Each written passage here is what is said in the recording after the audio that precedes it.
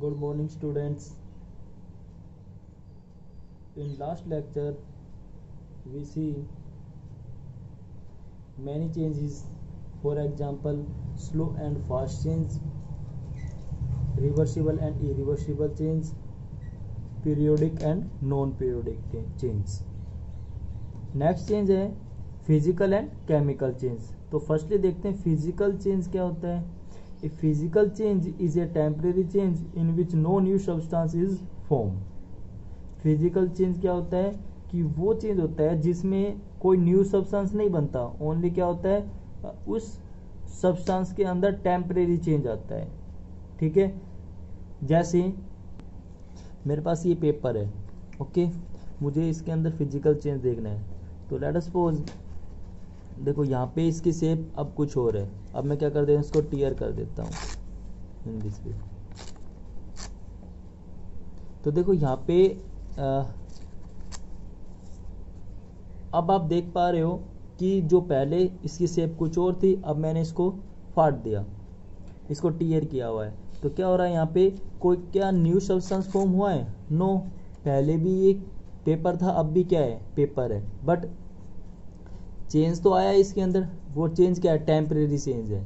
ठीक है, कि हमने इसको टीयर करके फाड़ के क्या बना दिया, स्मॉल पार्ट में डिस्ट्रीब्यूट कर दिया है.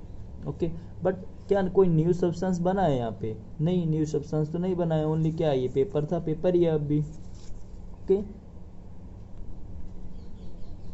it is reversible and the composition of the substance remain unchanged.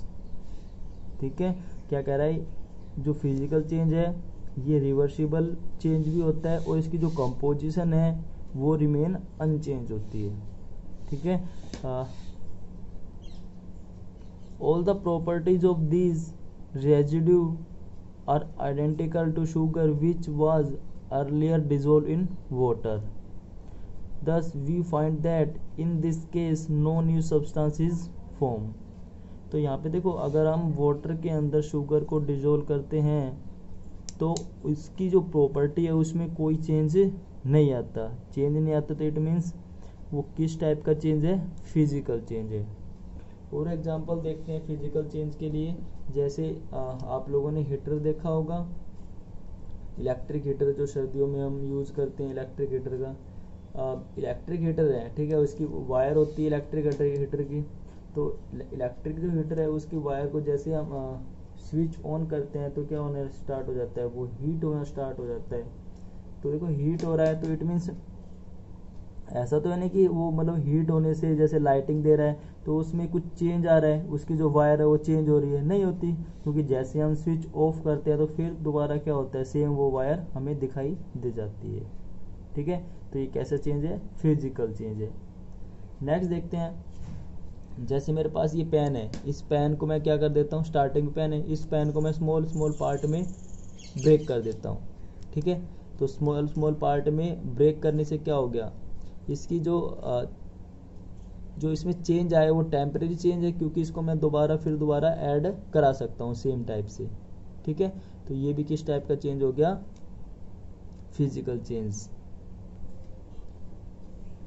From all the three experiments described above, we conclude that during a physical change, first क्या है, no new substance is formed.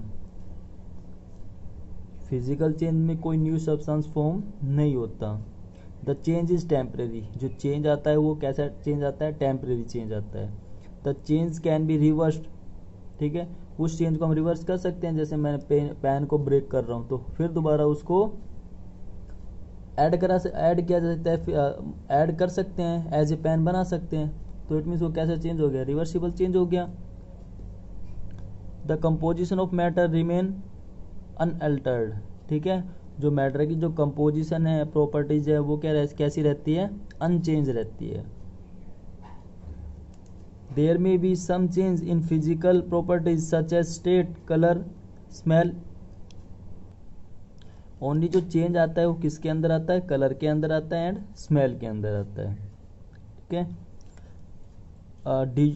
Dissolution, precipitation, evaporation, condensation, freezing, melting and sublimation are some of the other example of physical changes. यहाँ पे जो कुछ example दिए हुए हैं ये सब एग्जाम्पल किसके हैं, फिजिकल चेंज के हैं. जैसे डिसोल्यूशन है, डिसोल्यूशन में इट मीन्स जैसे हम पानी के अंदर नमक को मिक्स करा देते हैं, साल्ट को मिक्स करा देते हैं, तो फिर दोबारा हम उसको सेम स्टेट में ला सकते हैं. ठीक है,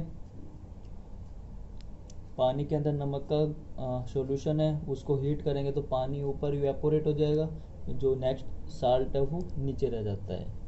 ठीक है, नेक्स्ट थिंग है इवेपोरेशन या फ्रीजिंग. इसके अंदर देखो स्टार्टिंग में हमारे पास क्या है, आइस है. ठीक है, आइस को हमने बाहर रख दिया, देन क्या हो गई, वो लिक्विड वाटर में चेंज हो गया. फिर दोबारा वाटर को हम क्या आइस में नहीं बना सकते, कन्वर्ट कर सकते हैं. तो इट मीन्स वो कैसा चेंज है, रिवर्सिबल है. तो रिवर्सिबल चेंज ऑलवेज कैसा, रिवर्सिबल चेंज किस के अंदर आता है, फिजिकल चेंज के अंदर आता है. नेक्स्ट है chemical change.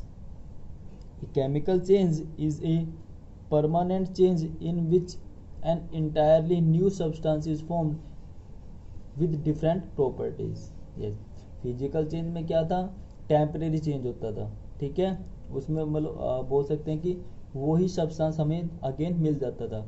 But in case of chemical change उसमें क्या होता है, जो चेंज आता है कोई भी सब्सटेंस है उसके अंदर जो चेंज आएगा वो परमानेंट चेंज आएगा. ठीक है, इट मीन्स जो हमें सब्सटेंस मिलेगा उस सब्सटेंस को अगेन दोबारा हम उस सब्सटेंस के अंदर कन्वर्ट नहीं कर सकते जो पहले था.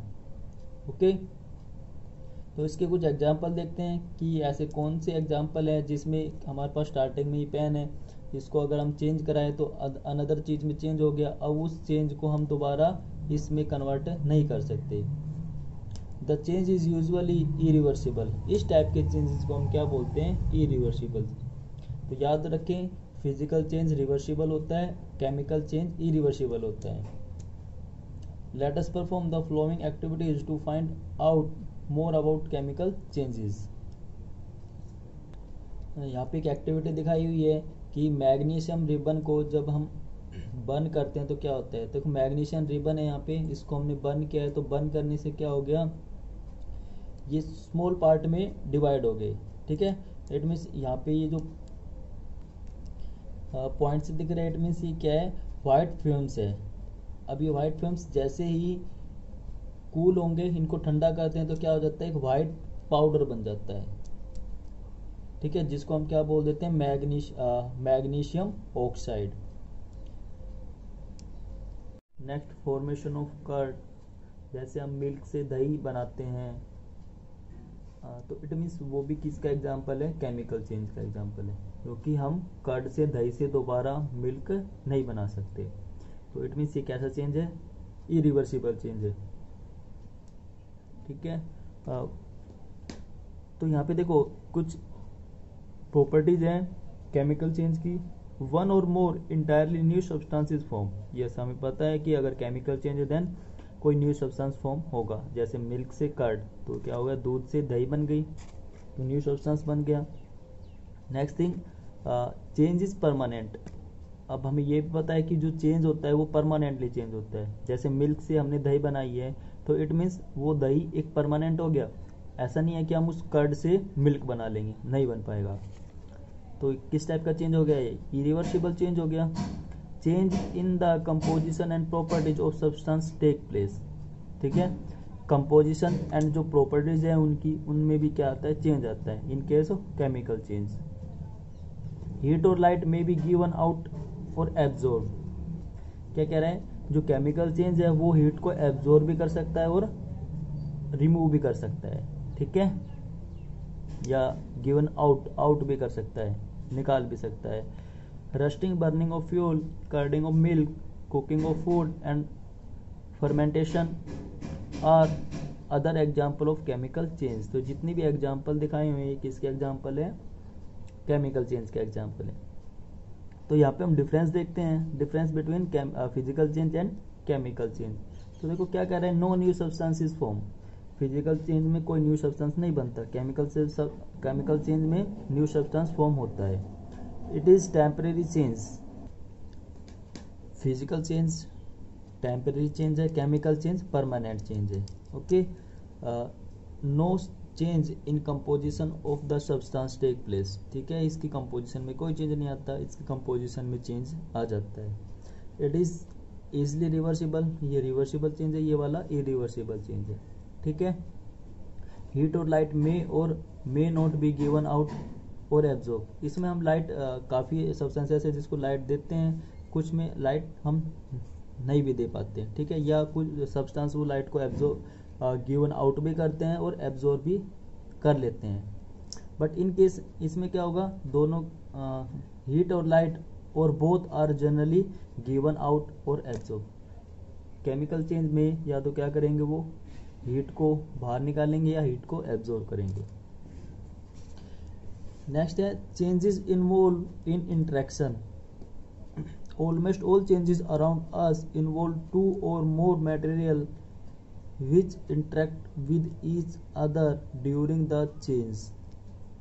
क्या कह रहा है कि अगर हमें कोई भी चेंज करना है, ठीक है, तो उसके लिए टू मटेरियल का होना बहुत जरूरी है। Take a example of wood cutter splitting a piece of wood, ठीक है, जैसे हमें लकड़ी को काटना है, तो लकड़ी को काटने के लिए एक हमारे पास क्या होना चाहिए, वुड कटर होना चाहिए, तभी तो वो लकड़ी को काट सकता है। तो यहाँ पे टू मटेरियल हो गए हमारे पास।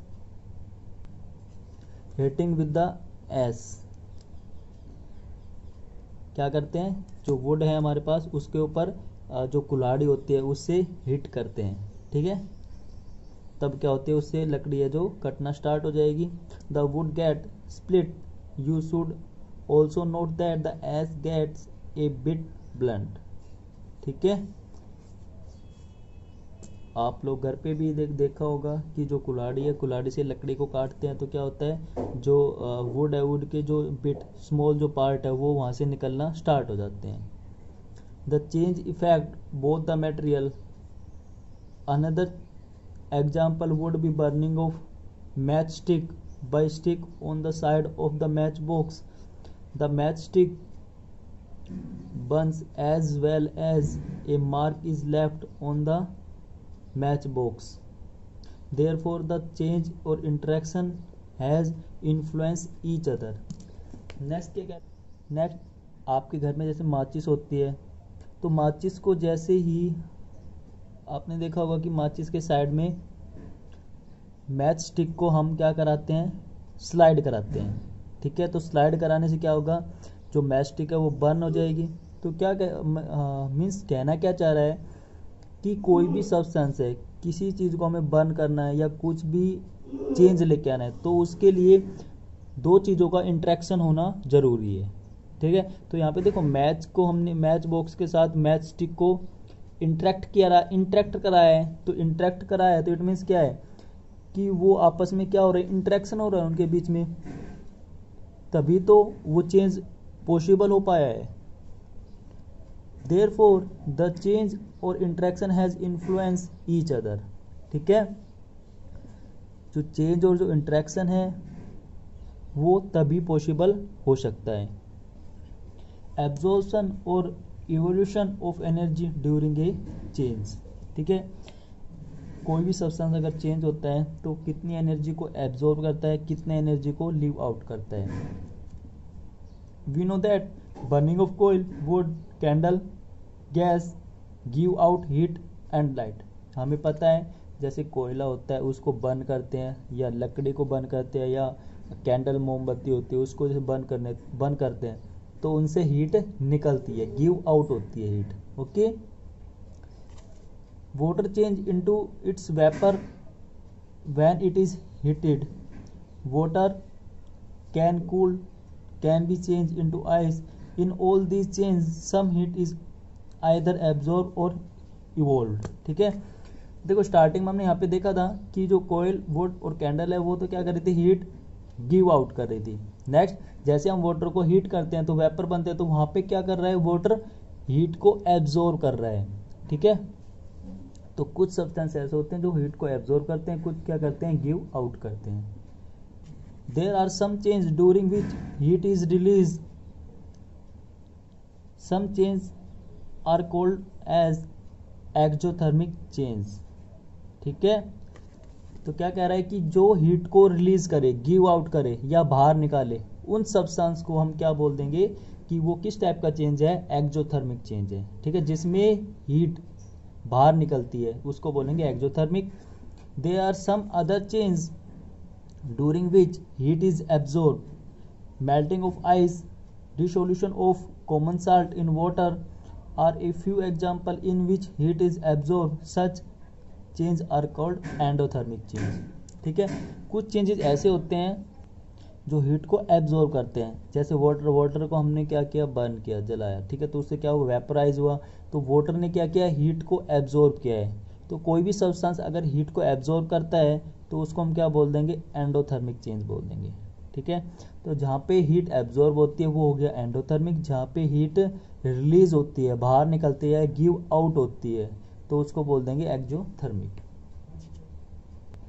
यहाँ पे आपका chapter 6 changes around us finish हो गया है। Okay, bye dear students.